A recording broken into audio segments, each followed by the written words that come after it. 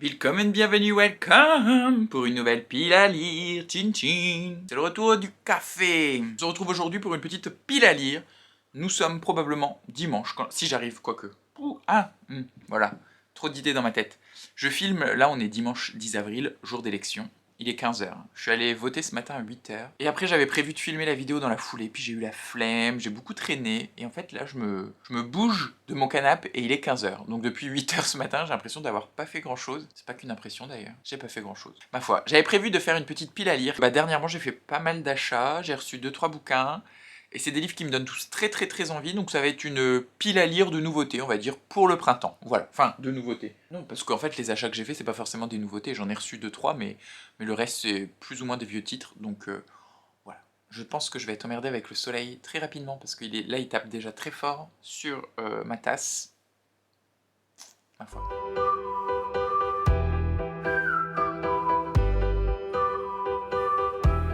Beaucoup de pavés dans cette pile à lire. En ce moment, j'ai envie de lire des gros livres. J'en lis quelques-uns en lecture commune, quelques-uns tout seul dans mon coin. Ça m'ennuie parce qu'en plus, j'ai beaucoup moins de temps que d'habitude pour lire actuellement. Vu que je lis des gros bouquins, c'est vrai que je les traîne très longtemps. Enfin, très longtemps, pour moi, c'est une semaine. Je me plains pas, je lis.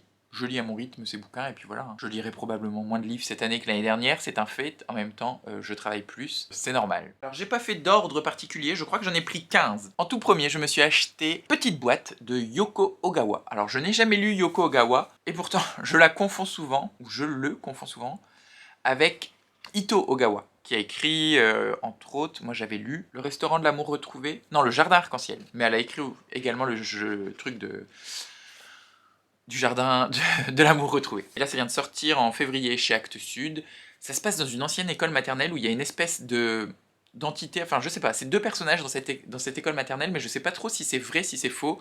Le soir, ils entendent des bruits, ils entendent des souffles dans cette école, je crois qu'elle est abandonnée d'ailleurs, et qu'ils vivent dedans. Ça a l'air très onirique, très particulier. Je suis pas archi fan de la couverture, on dirait genre un espèce de collage fait avec Photoshop à l'enseigne, enfin plutôt photofiltre. Mais en tout cas, voilà, je pense que c'est surtout un roman pour se déconnecter, pour laisser le libre cours à notre imagination, à ne pas trop chercher la vérité ou la réalité dedans. Je sais pas si vous connaissez la chaîne Ici Japon, c'est une chaîne YouTube tenue par un Français expatrié au Japon, mais depuis 20 ans je crois. Donc il a une boutique de Candy-san, une boutique de nourriture japonaise, enfin de snacks, etc. qu'il exporte en France. Mais il a aussi sur sa chaîne Ici Japon toute une playlist de vidéos consacrée à de l'urbex, parce qu'il y a plein de sites abandonnés au Japon. Je sais pas pourquoi ils détruisent pas les maisons là-bas, ou ils détruisent pas les villes abandonnées, et il y a des villes entières, mais genre des villes fantômes, et donc il visite ces sites abandonnés et il fait des vidéos de 20 à 30 minutes. Alors moi j'adore les regarder le soir avant de m'endormir, je les ai déjà tous vus, mais je les re-regarde. Et il y a justement une vidéo où il va sur une île perdue au milieu de l'océan, où il y avait tout un village qui vivait de l'extraction minière, mais suite à la cessation d'activité, toute la ville a déserté, et donc il y a un immense complexe scolaire totalement abandonné. Et du coup, quand j'ai lu le résumé, ça m'a fait penser à ça, et vu que j'ai ces images qui sont super bien filmées d'ailleurs, hein, la chaîne Urbex, enfin la chaîne Ici Japon, je vous la mettrai ici, bah voilà, ça m'a donné envie. Donc je lirai probablement ça, c'est assez court en plus, je viens de vous dire que j'avais envie de lire des pavés, ça fait 199 pages. Ça n'en est pas un. Ensuite, je me suis également acheté Le Pingouin de Andrei Kourkov, qui est un peu un monument, je crois, de la littérature ukrainienne. Suite à l'actualité, j'ai eu envie de découvrir la littérature ukrainienne. C'est totalement opportuniste, j'en conviens, c'est vrai. Mais je me suis dit, voilà, j'ai pas envie de garder cette image de quand je pense à l'Ukraine, de tout ce qui s'y passe, et donc j'ai envie d'avoir une image littéraire de ce pays. J'ai découvert Andrei Kourkov, qui est en plus contemporain et qui habitait, je sais pas trop, à Kiev, genre qui a tweeté 2 ou 3 jours avant le début de la guerre depuis Kiev, donc je sais pas ce qu'il en est de cet écrivain, mais en tout cas il vit à Kiev. Alors là, on va être avec un homme qui adopte un pingouin aux hôtes de Kiev qui est en faillite, donc je pense que ça va être un petit peu absurde, c'est pour ça que j'ai pris celui-là. Il y a le dernier roman de l'auteur qui s'appelle Les abeilles grises, qui lui était beaucoup trop ancré dans la réalité et dans ce qu'on vit actuellement, parce que c'est l'histoire d'un Russe et d'un Ukrainien qui vivent dans le No Man's Land, dans le Donbass, donc la zone géographique disputée par Poutine, et ce russe et cet ukrainien vont devoir apprendre un peu à vivre ensemble, je crois, ou quelque chose comme ça, autour de ruches d'abeilles qui va leur permettre de survivre, ou un truc dans le genre. Enfin bref, c'était beaucoup trop politisé et beaucoup trop réaliste pour que je puisse prendre du plaisir à lire cette lecture, je pense, surtout vu tout ce qu'on entend. Donc j'ai préféré prendre Le Pingouin, qui a été publié en 2000 et qui depuis a été traduit en je ne sais combien de langues. Donc je découvrirai Andrei Kourkov et la littérature ukrainienne avec cet ouvrage. Petit aparté, actuellement je lis L'immeuble Yacoubian de Alla El Aswani aux éditions Babel, qui est la lecture du cabinet de lecture du mois de avril. C'est sympa, j'en parlerai en point lecture. Bah non, j'en parlerai pas en point lecture, j'en parlerai en live du cabinet de lecture. Et voilà, je vais bientôt vous communiquer une date, enfin, pour reprendre les cabinets de lecture. Il est temps, depuis le mois de décembre, donc ça arrive bientôt. Ensuite, j'ai craqué tout récemment, vendredi, regardez-moi la beauté de ce livre. J'ai donc craqué pour La Crue de Michael McDowell, donc ça s'appelle Blackwater tome 1 La Crue, c'est une série en 6 tomes, oui c'est un peu plus petit qu'un format poche, c'est publié chez Toussaint Louverture, ça va être en 6 tomes, ils vont publier un tome toutes les 2 semaines à partir de là, je crois que c'était le premier qui a été publié cette semaine.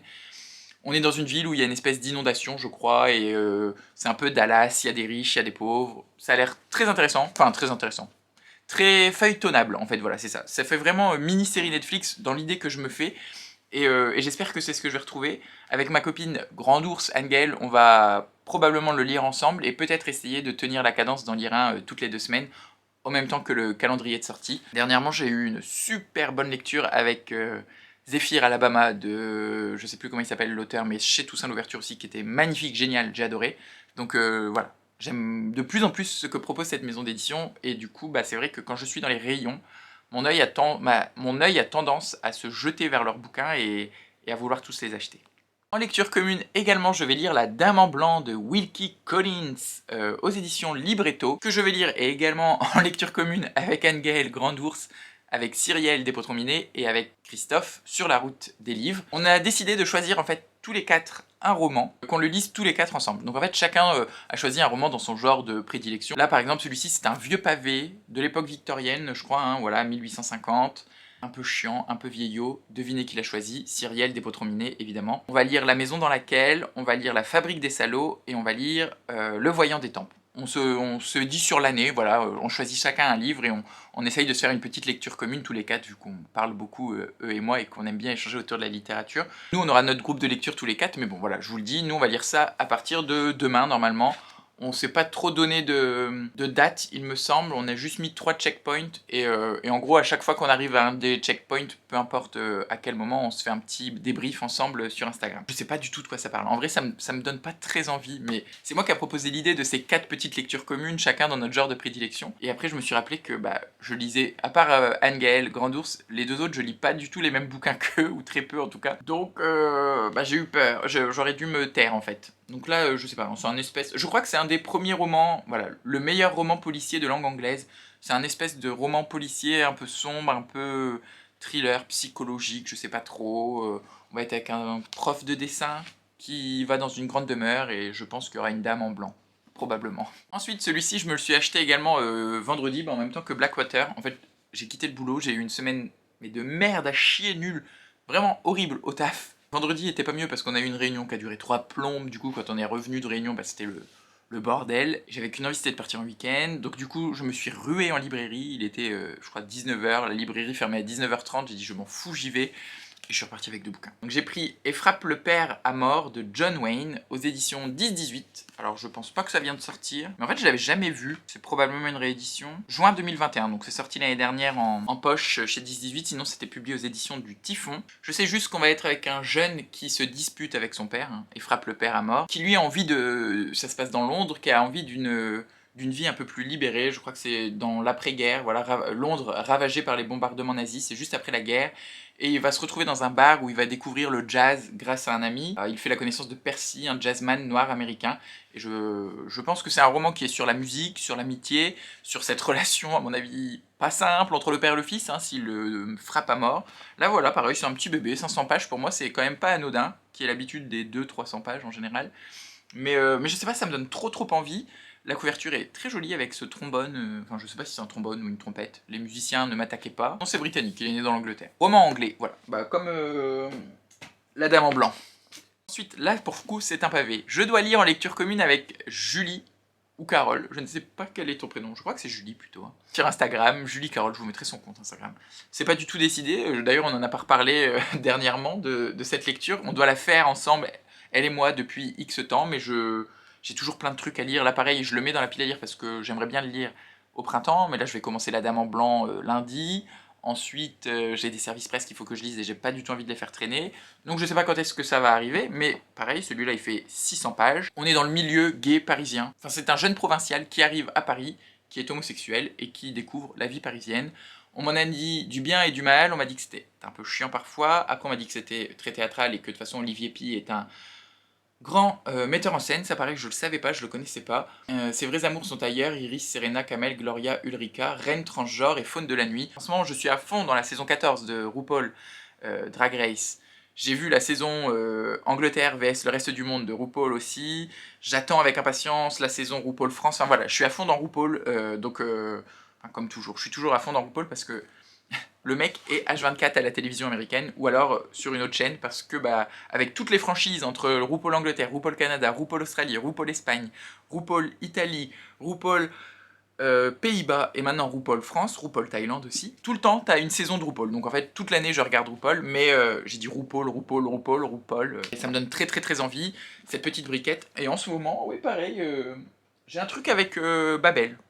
J'aime bien Babel, voilà, les deux services presse on se suivent. J'ai reçu le tome 2 de Capitale du Sud, donc Capitale du Sud, qui fait partie de la saga La Tour de Garde, et ça c'est le tome 2 de la première série, donc le tome 1.2, 3 Lucioles, écrit par Guillaume Chamanadjian, aux Forges de Vulcain.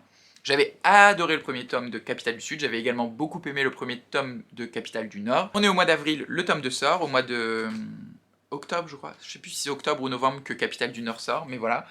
Je peux pas vous montrer parce que moi le premier je l'ai pas en physique, je l'avais lu en numérique, donc je peux pas mettre à côté parce qu'en fait c'est une fresque qui se dessine avec les 3 romans. On retrouve Nox, on était dans une ville un peu magique où les murs bougeaient tout seuls, il y avait comme une ville dans la ville, une histoire de superposition de 2 mondes, c'était très sensoriel. Lui je crois qu'il avait une boutique de vin, faudrait que je me rappelle hein, parce que je l'ai lu il y a un an, je crois que sa mère faisait du vin ou quelque chose comme ça, mais en tout cas ça m'avait rappelé le sud, ça m'avait donné envie de manger, de boire, de faire la fête, de vivre des aventures, et Nox était adorable. Il y avait aussi une histoire de... Ah oui, voilà, c'est ça. C'était un peu à la Game of Thrones, où chaque quartier avait une famille qui dirigeait un peu le quartier avec des animaux comme emblème. Ça me revient, petit à petit.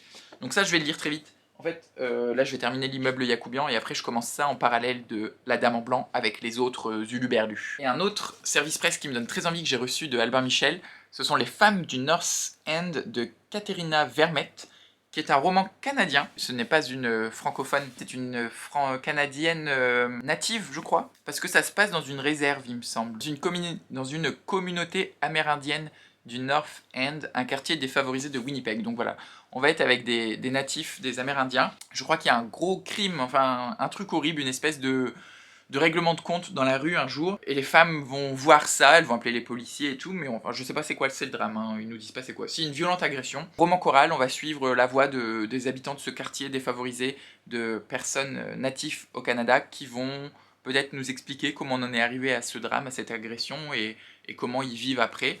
Pareil, beau bébé, 400 pages. Et trop beau. Et la couverture, alors je la trouve magnifique. La femme, elle fait un peu flipper. C'est super beau. Un beau travail de couverture par Albin Michel, pour le coup. J'ai lu quoi? Ah bah j'en ai lu un autre, mais je vous le montrerai en point lecture. Donc j'ai eu un autre service presse de chez Albin Michel ce mois-ci, mais que j'ai déjà lu et que j'ai pas trop aimé. Donc j'espère que celui-ci sera mieux. Qui dit printemps dit soleil, le retour des beaux jours. On espère. Bah aujourd'hui, je peux pas dire qu'il fait moche, hein. Ça serait mentir, j'ai le soleil en plein sur moi. Mais on n'a pas eu un super début de printemps, hein, pour l'instant, entre les tempêtes, la neige, le froid, point trop d'infos. Cette météo printanière, cette météo estivale qui s'annonce, me donne envie de lire des trucs un peu plus légers, où je peux complètement déconnecter mon cerveau. Et ça sera chose faite avec le nouveau Joël Dicker, l'affaire Alaska Sanders. Je ne vous en parle pas outre mesure, tout simplement parce que je n'ai même pas lu le résumé. Je sais que ça se passe entre Harry Kéber et les Baltimore, donc ça serait un tome 2 dans cette saga qui pourrait être une trilogie. J'avais plutôt bien aimé à la sortie Harry Kéber, un peu moins les Baltimore et beaucoup moins les deux autres qui ont suivi derrière mais qui ne font pas partie de cette saga. À voir, à voir. En fait, tous les ans j'achète le Joël Dicker. Tous les ans, je l'achète et après je le passe à ma soeur parce que ma soeur elle aime bien aussi. Donc voilà, j'ai pas voulu déroger à la règle, ça fait déjà 4 romans. Hein, ah non, 5, c'est le 5e. Ça fait déjà 5 romans que j'achète et que je lis de lui. À chaque fois qu'il en sort un, je continue cette petite tradition, même si j'étais très déçu dernièrement. J'espère que celui-ci va un peu relever le niveau. Franchement, c'est le genre de lecture où tu te prends pas la tête en tout. Les 2 derniers, tu te prenais vraiment pas la tête. Kébert et les Baltimore, un peu plus. Mais ça reste assez gentillé. C'est une enquête. C'est un peu sombre. C'est un peu lent par moment. Ça s'active par la fin. Vraiment l'histoire classique, le roman classique. Mais qui fait plaisir. Et ça fait 550 pages. Je ne l'ai pas mentionné, mais en même temps ça se voit pas parce qu'ils ont repris exactement les mêmes codes que dans l'ancienne maison d'édition, mais ce n'est plus édité chez Bernard de Fallois, c'est maintenant édité chez Rosie Wolf, qui est la nouvelle maison d'édition, fondée par Joël Dicker lui-même, et je crois que pour l'instant il n'édite que ses bouquins. Donc si vous achetez neuf du Joël Dicker, maintenant, tous les bouquins, alors il devait avoir récupéré ses droits je pense, sont édités chez Rosie Wolf, donc même les poches, tous les précédents sont en poche, celui-ci est en grand format, et voilà. Je sais pas pourquoi je le mentionne, mais voilà. Je recommence parce que je viens de parler d'un bouquin dont j'ai dit des choses dont je n'avais pas le droit de le dire parce que je suis en partenariat donc avec la maison d'édition L'Homme sans nom, et il y avait des trucs que j'avais pas le droit de dire, donc je recommence. Au printemps va sortir le nouveau roman de David Brie, Le Chant des Géants, et je n'ai jamais lu de David Brie et j'aimerais bien que ce ne soit pas ma première expérience de lecture parce que en tant que partenaire je vais être pas plus impliqué, mais quand même ils m'ont fait confiance pour faire partie de cette aventure avec eux. C'est la première fois qu'ils prenaient des partenariats cette année, donc je vais être bien investi dans cette lecture et j'aurai peut-être plus à cœur d'écrire un retour ou de faire un avis à la caméra peut-être un peu plus construit que ce que je fais habituellement. Et j'aimerais bien pour cela avoir un peu de background sur l'auteur, d'avoir lu déjà autre chose de lui pour être plus à même, peut-être plus juste dans ma critique. Donc je me suis procuré La Princesse au visage de la nuit de David Brie, qui a été publié chez Pocket, donc ça c'est cool parce que c'est un roman qui était dans une petite maison d'édition, L'Homme sans nom, petite, qui commence bien à grandir et je suis content pour eux d'ailleurs, mais le fait que ça sorte en poche c'est super cool. On est dans une maison perdue au fond de la forêt, un jeune revient parce que ses parents viennent de mourir et il vient retourner dans cette maison. On nous parle de sorcières, d'ogres, de voix qui murmurent dans les oreilles la nuit. Voilà, encore un truc où on va pas trop savoir ce qui est vrai, ce qui est faux, ce qui est dans la tête, ce qui se passe vraiment. Ça peut être intéressant, ça peut être cool, donc j'ai hâte. En plus, c'est pour un roman de fantasy, c'est ça qui est cool, c'est qu'il est assez court, il fait que 350 pages, et ça me fait plaisir. Ça me fait plaisir un petit roman de fantasy, en plus c'est des chapitres courts, je suis en train de me rendre compte. Je sais qu'aux éditions de L'Homme sans nom, ils font toujours un travail éditorial dingue avec les en-têtes ou les chapitres, etc. Et je vois que dans l'édition poche, ils ont gardé, je crois, je pense en tout cas, ce qu'il y avait dans l'édition... Est-ce qu'on voit quelque chose? Oui, voilà. Ce qu'il y avait, à mon avis, dans l'édition de L'Homme sans nom. Enfin, c'est chouette que le livre de poche ait gardé ce truc d'édition, quoi. C'est pas du tout le livre de poche, en plus c'est Pocket. Je m'étais procuré le nouveau David Lelay Hello, Je suis la maman du bureau. J'avais beaucoup aimé Poussière d'homme quand je l'ai lu un soir à la suite d'un live de Séverine, et j'avais envie de lire autre chose de l'auteur. Alors la thématique était dure, mais je vais pas dire elle me plaît, mais en fait, une mère va apprendre que son fils, qui est curé, enfin qui est prêtre, est accusé de pédophilie, il me semble. Et donc on va être avec cette mère qui apprend cette nouvelle par un genre... Non, elle apprend par la télé que son fils est accusé de pédophilie, et après elle apprend par la gendarmerie que son fils est mort. C'est chez... C'est quoi ça? C'est Jean d'Ormesson? Non, pas Jean d'Ormesson. Héloïse d'Ormesson. La maison d'édition Héloïse d'Ormesson. Je verrai, je sais pas. Après, je pense que c'est un roman qui peut plaire à ma mère, donc au pire, si moi ça me plaît pas, ça partira chez la Mounette. Après ma découverte du Disque Monde, le tome 1, qui était la 8ème couleur, j'ai envie d'en lire encore plus, donc je vais retrouver Rincevent, je pense, hein, parce que je crois que c'est le tome 2 du cycle du Rincevent. Oui, parce qu'il y a le coffre et lui c'est Rincevent. Donc c'est le 8ème sortilège de Terry Pratchett aux éditions La Talente. Je vous l'avais dit, en point lecture, j'avais beaucoup aimé, ça sert à rien que je vous fasse un résumé.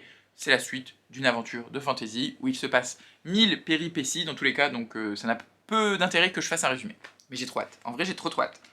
En plus je suis en train de penser que Anne-Gaëlle a lu le tome 1 aussi entre temps. Je sais pas si elle a déjà lu le tome 2. Je passe mon temps à lire des livres en lecture commune avec Anne-Gaëlle en ce moment. Deux petits romans qui me font penser printemps, alors que peut-être pas, enfin là non, parce qu'en l'occurrence c'est La péninsule aux 24 saisons de Inaba Mayumi, publié chez Piquet Poche. C'est une femme qui se retire pendant un an, à la campagne ou quoi, dans un paysage de mer et de falaises d'une beauté paisible, bien loin de Tokyo. Une femme en désaccord avec le monde entreprend la redécouverte d'elle-même et passe des jours heureux d'une grande douceur. Et apparemment dans la tradition japonaise, il y a 24 saisons, enfin dans la tradition, dans la culture japonaise, 24 saisons, Et donc on va la suivre sur ces 24 saisons. Je pense que ça va être un truc très introspectif, un peu peut-être au mur invisible de Marlène Haushofer, vous voyez cette femme un peu isolée, même si là elle a la possibilité de partir, mais elle s'isole volontairement. C'est le roman que tu lis le dimanche matin. Typiquement, vous voyez là il fait 260 pages, ça c'est, je me réveille tôt un dimanche matin, je me fais un bon thé ou un café, un petit truc à grignoter, je me mets dans le canapé ou dans le fauteuil, et je lis ça toute la matinée ou toute la journée en fonction de comment que c'est bon. C'est pas très français de dire comment que c'est bon, mais voilà. C'est vraiment le bouquin que j'aime bien dévorer d'une traite. Pareil parce que, tu me diras, c'est peut-être pas le printemps. Hein. Je crois que si, ça fait penser à des cerisiers japonais en fleurs. J'ai envie de continuer à découvrir, là ça y est, je suis emmerdé par le soleil, de continuer à découvrir Anne de Green Gables. Donc là c'est le tome 2, Anne d'Avonlea, publié toujours chez Toussaint Louverture avec ses magnifiques bouquins. J'ai toujours pas acheté le tome 3, ni le tome 4, je suis raisonnable. Je me suis dit que je ne les achèterais que quand j'aurai lu le tome 2. Et pour l'instant, je m'y tiens. Il y a toujours cette couleur dorée magnifique à l'intérieur, là. Je sais pas si on voit grand-chose, mais la page dorée de garde, je la trouve toujours trop belle. Anne de Green Gables, bah pareil, c'est un tome 2. On va être avec une jeune orpheline qui se fait adopter par un couple. Je crois que c'est un... Non, c'est même pas un couple, c'est un frère et une sœur qui vivent ensemble dans le Canada des années 1800-1900. Et elle va aller, elle, pleine de joie, de gaieté, de voilà, je cours dans les bois, pia pia pia, c'est génial. La petite maison dans la prairie, quoi, elle est très extravagante, très extravertie. Et elle va se retrouver dans un milieu peut-être un peu plus austère, où elle va faire quelques conneries au début, quelques gaffes, quelques bourdes. J'avais adoré la magie qui est sortie de ma lecture du premier tome, donc j'ai hâte de voir ce que ça va donner avec le deuxième. Tiens, pour terminer, je me suis acheté Sansor de Junji Ito. En fait, j'avais aussi envie d'ailleurs, hein, dernièrement. J'ai regardé 3 ou 4 documentaires sur le Japon, et du coup j'avais envie de trucs japonais. D'où la péninsule aux 4 saisons et le Yoko Ogawa que je vous ai présenté au tout début. Là c'est Junji Ito. Alors je ne m'y connais pas du tout en manga, etc. Donc je crois que c'est un... Je crois que le mec est quand même un peu reconnu et qui pèse. Hein. Si ce n'est pas le père du manga d'horreur ou un truc comme ça. Je crois que ça c'est des trucs, un genre un peu horrifique, ce qu'il fait actuellement. Donc Sanso c'est publié chez la maison d'édition Flowfly, il découvre le manga. Hein. Mangetsu. Bon, j'imagine que c'est ça, la maison d'édition Mangetsu. C'est très beau, c'est hardback, comme dirait l'autre. Il y a une jaquette. Et on va être avec une jeune femme qui fait une randonnée au pied d'un volcan, enfin au pied d'une montagne, et elle va rencontrer un jeune homme qui va lui dire « Vas-y, suis-moi à mon village, faut qu'on te montre un truc ». Ils y vont, ils font une prière, et après elle va voir des choses très bizarres. De l'or dans le ciel, je sais pas quoi. Je sais pas si ça fait peur ou pas. Ça a l'air de faire un peu flipper quand même. Mais voilà, je sais pas du tout pourquoi en fait. Je l'ai vu, et la couverture m'a attiré parce que c'est vrai qu'elle est belle hein, quand même, avec cette femme aux cheveux d'or et l'autre, on dirait The Grudge. Et bah c'était vendredi avec les 2 autres bouquins où j'avais envie d'acheter, donc j'ai dit allez, fais-toi plaisir. Ça coûte quand même 15 balles, hein. Pour un manga ça fait un peu cher. Bon, il est beau, il est plus gros, c'est pas un petit manga classique. Désolé, je vous parle, en même temps j'essaye de retirer l'étiquette. Ça me stresse. Et bah voilà, je découvrirai ce roi du manga. J'étais emmerdé par la lumière tout le long, et ça continue, hein, tout le long de cette vidéo, voilà. Clair-obscur. Oh, vous me direz, ça fait un genre. En attendant, j'espère que la vidéo vous a plu. Désolé, c'était un peu le bordel parce que c'est vrai que j'aurais pas du tout dû me mettre ici, mais j'aime bien filmer devant une fenêtre, mais là c'était pas la meilleure idée, ma foi. J'espère que la vidéo vous a plu. Si c'est le cas, je vous invite à la liker si vous avez envie d'échanger, vous pouvez commenter. Si vous voulez la faire voyager, vous pouvez la partager. Si ce n'est pas encore fait, qu'est-ce que vous attendez pour vous abonner? Je vous souhaite comme toujours d'excellentes lectures, d'excellentes découvertes et d'être heureux.